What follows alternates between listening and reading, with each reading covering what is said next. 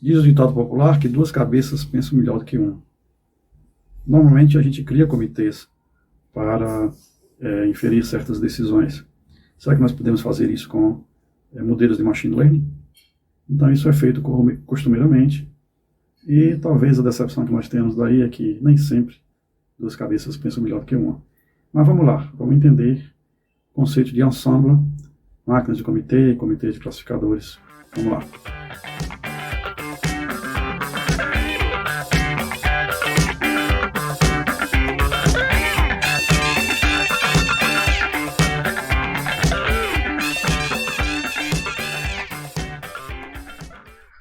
Nosso assunto, portanto, hoje é ensemble.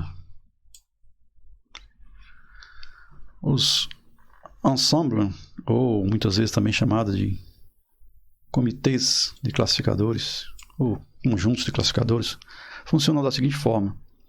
Nós temos um dataset qualquer, e a partir desse dataset, de diversas formas possíveis, esse dataset pode ser utilizado para construir os N modelos. Então, esse modelo pode ser uma rede neural, uma árvore de decisão, qualquer modelo desses que a gente já estudou aqui. O resultado da saída de cada um desses modelos é colocado no mecanismo de agregação da informação. Então, esse mecanismo pode ser, por exemplo, um sistema que utilize o voto, né? Então, diríamos assim, um votador. Então, esse votador é que é responsável pela saída final, pela inferência. Então, a ideia é simples. Mas o que está por trás disso é o fato de você utilizar múltiplos modelos. Modelo 1, modelo 2, modelo 3, modelo N. Que pode ser N coisas. Uma árvore de decisão. Até mesmo algoritmos simples como o NN, o KNN. Né? A forma como eles são agrupados e a forma como o dataset é utilizado é que gera um tipo específico de comitê ou ensemble. Então, o que vai diferenciar um dos outros seriam a forma como os detalhes de como o dataset é utilizado, os detalhes de como os modelos são construídos e também até a forma de agregação. Em caso de classificação, via de regra, utiliza-se o voto, mas em caso de regressão, pode-se utilizar, por exemplo, um mecanismo de agregação, como uma média ponderada, né? Ou uma média simples. Né? Existem algoritmos que fazem tanto classificação como regressão, por exemplo, o algoritmo CART, né? Então ele pode ter mecanismos de tanto regressão quanto classificação. Bom, então vamos ver aqui nossos ensemble. Então, conforme já falamos, qual é a ideia que está por trás de tudo isso? A ideia é a questão intuitiva de que duas cabeças pensam melhor do que uma, ou seja, que dois algoritmos, três algoritmos, quatro algoritmos em conjunto possam pensar melhor do que, possam ter resultados melhores do que um só. A gente pode... a primeira questão é que o algoritmo estiver enviesado, a gente pode usar vários algoritmos diferentes, que tenham vieses diferentes, e, portanto, podem dar uma solução melhor. Ou algoritmos que estejam muito ligados, estejam sobreajustados. Então, a ideia é que a gente possa utilizar isso. Nem sempre isso funciona, mas a origem vem dessa necessidade. Bom, todo mundo tem direito a uma segunda opinião. O segundo modelo é uma segunda opinião. Então, a gente tem só que definir uma estratégia para que possa ser feita uma seleção entre as saídas dos múltiplos modelos. Então, essas são as supostas vantagens dos comitês de classificadores. Então, a ideia é que a gente possa pegar o melhor, possa ser melhor essa ação do que o melhor dos classificadores selecionados. Então, se nós temos 10 classificadores, a solução que deve ser dada, a saída que deve ser dada desses 10 deve ser uma solução melhor do que cada um desses classificadores separadamente. Então, obter-se isso é que é o nosso desafio, né?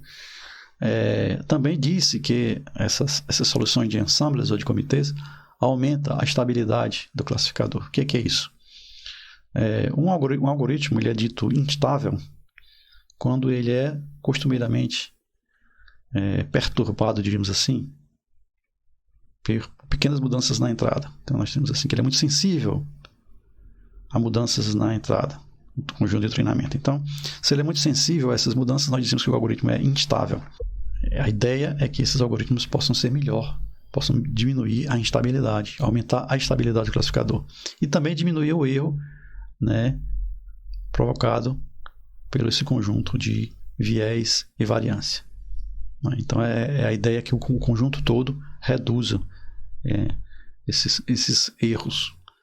Então, normalmente aplicado tanto à variância quanto ao viés. Bom, então a ideia é que os comitês funcionem melhor do que a máquina sozinha. Mas quais são as desvantagens? Será que eles têm? Se é que eles têm, realmente eles têm desvantagem. De fato, a experiência mostra que não há nenhuma garantia que um simples classificador não possa ser melhorado ao ponto de dar até soluções melhores do que o comitê inteiro. Então, via de regra, o melhor classificador do comitê dá as mesmas respostas ou melhores respostas do que o comitê inteiro.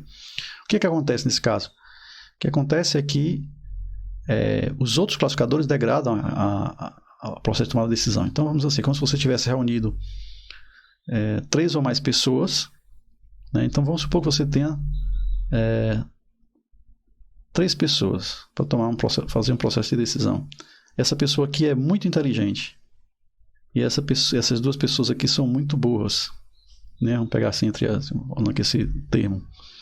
Bom, essa pessoa sempre dá uma resposta A, as pessoas sempre dão uma resposta B, essa pessoa aqui dá uma resposta B também. Eles têm visões parecidas.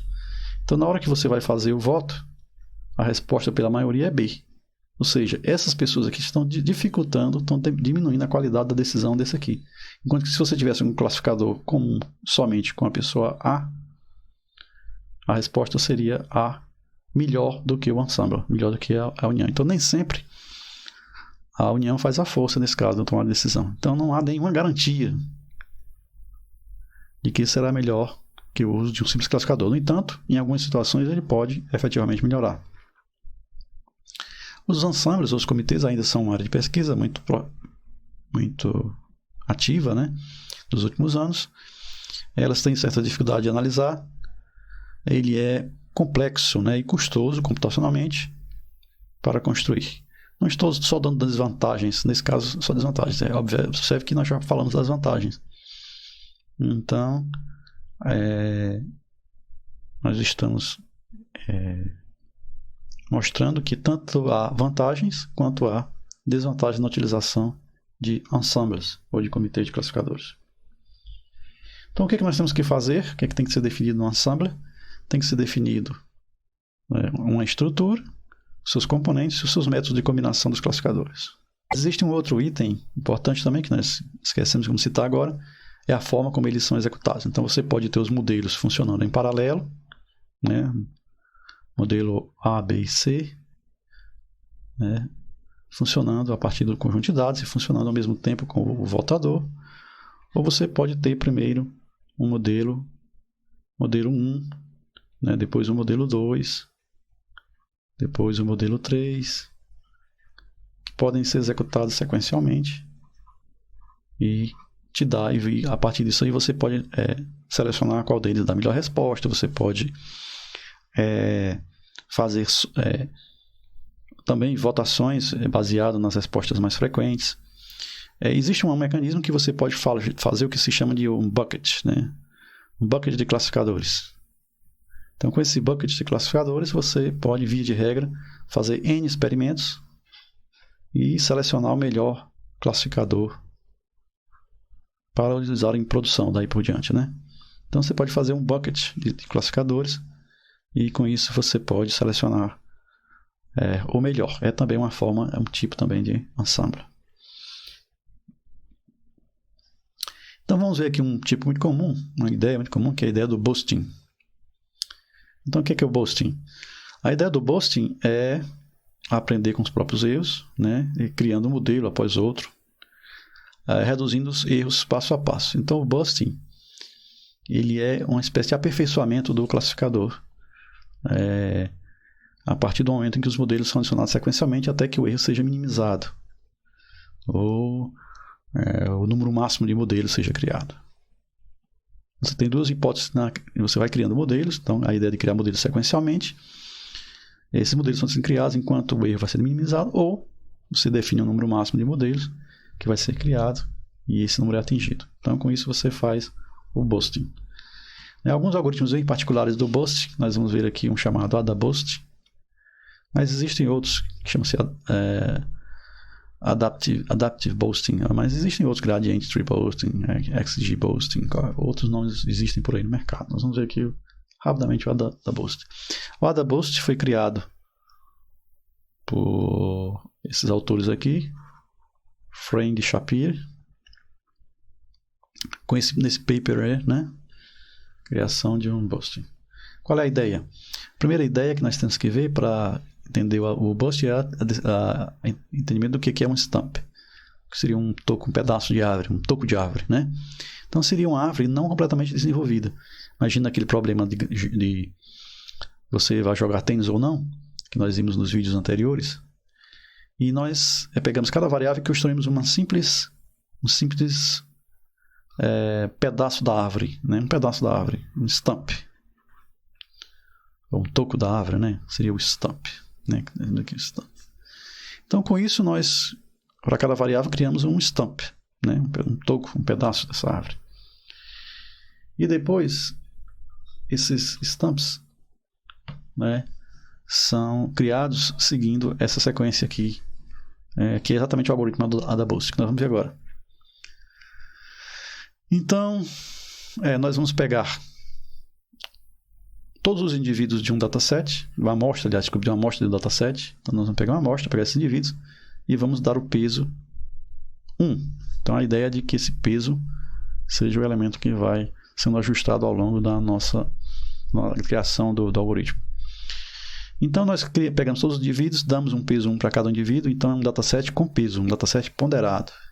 Então, a primeira coisa que sai daqui é um dataset ponderado, né?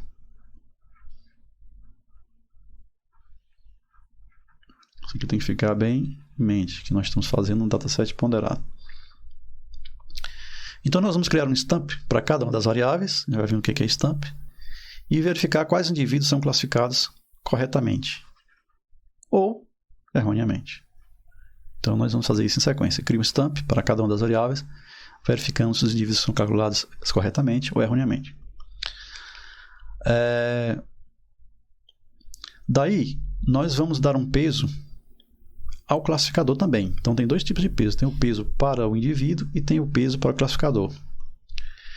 Esses pesos vão ser dados de acordo com o número de acertos que o classificador apresentou. Então, cada classificador ele é dado a ele um peso, cada stump é dado a ele um peso, e esses classificadores possuem o peso que foi dado de acordo com os acertos, e a seguir nós pegamos as instâncias, aí o dataset, que foram classificadas erroneamente, aumentamos o peso delas.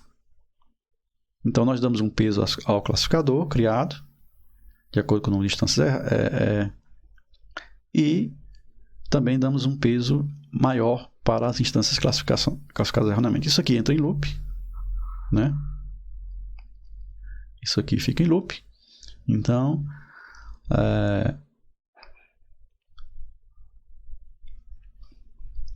nós vamos modificando esse classificador até que todas as instâncias estejam classificadas corretamente, né, no nosso conjunto de treinamento, nosso dataset, ou nós tenhamos atingido o número máximo de iterações.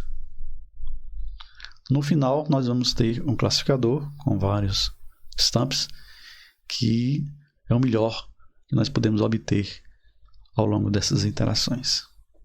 Então, essa é a ideia do AdaBusting. Então, temos o nosso caderninho para dar uma olhada rápida, mas o algoritmo em si é muito simples. No nosso exemplo de hoje, nós não vamos fazer do zero. Nós vamos simplesmente aqui mostrar rapidamente a utilização do AdaBusting, utilizando o sklearn. Então, aqui vai ser bem rápido. Nós temos aqui inicialmente as bibliotecas, né? Então nós temos aqui as bibliotecas sklearn. Então vamos importar o AdaBoost Classifier. Depois vamos importar os datasets. Lembrando que esse dataset ele já vem por default instalado junto com o sklearn. A seguir vamos pegar o pacote Model Selection e importar a função trainTestSplit para poder separar no dataset aqueles que serão utilizados para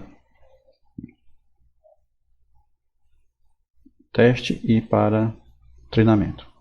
Nós vamos importar também a biblioteca Metrics e vamos lá.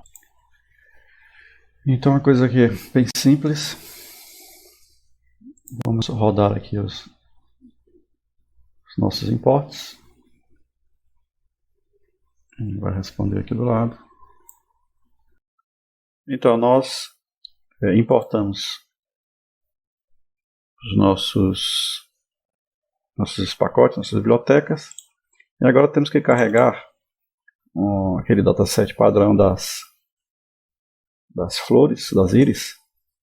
E a gente faz isso simplesmente com o datasets.loadIris. Ele passa tudo isso para uma base de dados chamada íris. Nessa tabela íris, nós podemos separar os dados das classes. Então, vamos fazer isso aqui agora. Então, a gente pode ver aqui